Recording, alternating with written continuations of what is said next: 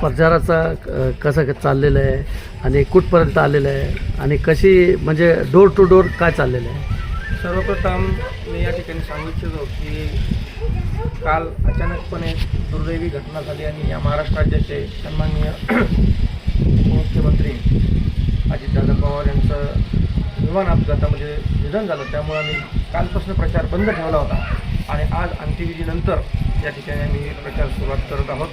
तर जवळपास मागच्या 5-6 दिवसापासून आम्ही डोर टू डोर प्रत्येक घरापर्यंत उमेदवार आणि उमेदवाराचे कुटुंबातील व्यक्ती त्यांना घेऊन प्रत्येक मतदारापर्यंत आम्ही पोहोचलो आहोत. या जिल्हा परिषद गट रांजणगाव शेंदपुंजे आणि जिल्हा परिषद गट आंबेलोळ असं दोन्हीही गणामधलं या ठिकाणी मतदान आहे.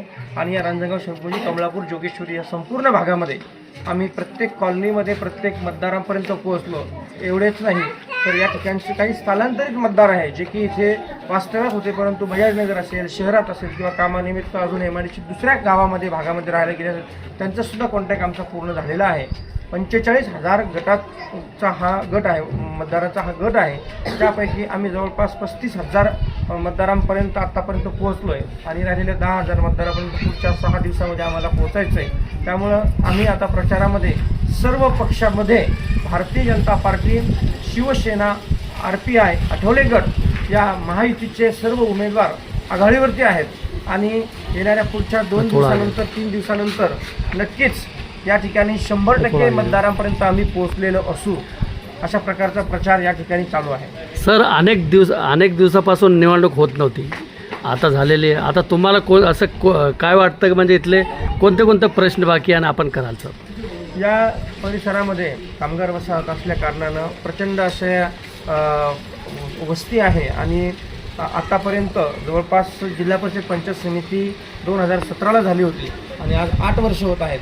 या 8 वर्षामध्ये 3 वर्ष प्रशासक काळ होता, परंतु या काळातसुद्धा आमचे जेवढे उमेदवार आहे हे ग्रामपंचायतमध्ये काम केलेलं आहे, ज्यांनी कुणी मेंबर सरपंच राहिलेले आहेत आणि यांना हा प्रशासकीय अनुभव आहे. यांच्या माध्यमातून बरेच डेव्हलपमेंटची कामं झालेली आहे. परंतु येणाऱ्या जिल्हा परिषद पंचायत समितीच्या पुढच्या 5 वर्षाच्या कालखंडामध्ये प्रत्येक शासकीय योजना, वैयक्तिक लाभाची योजना प्रत्येक कुटुंबापर्यंत, सामान्य नागरिकांपर्यंत पोहोचविण्याचं पहिलं टार्गेट आमचं असणार आहे. या परिसरामध्ये जेवढेही बुद्धविहार आहेत त्या ठिकाणी सभामंडप देऊन त्या ठिकाणी सुशोभीकरण करणे आणि शांततेमध्ये त्या ठिकाणी प्रत्येकाला ज्ञानसाधना करता यावी अशा प्रकारचं डेव्हलपमेंट आपण करणार आहोत. प्रत्येक ठिकाणी मंदिर आणि हरिपाठ वगैरे या सगळ्या गोष्टी चालतात, अशाही ठिकाणी आपल्याला सभामंडप द्यायचे आहेत.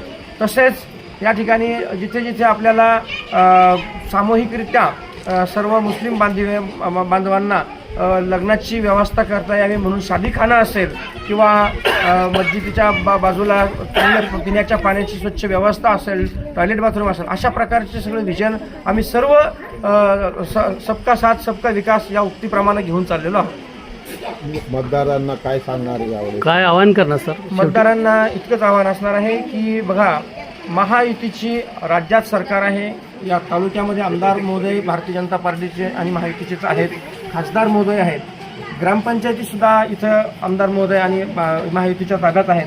तर हा जो मधला महत्त्वाचा दुवा असतो जिल्हा परिषद आणि पंचायत समिती, हा दुवा असतो की जे काही मंत्रालयापासून येणारा जो निधी असतो तो जिल्हा परिषद आणि जिल्हा परिषदेच्या माध्यमातून आपल्या ग्रामीण भागात गाव लेवल ग्रामपंचायतपर्यंत आणायचं. तर हा जो मधला दुवा आहे, हा दुवासुद्धा सत्तेतला असणं इतकं गरजेचं आहे.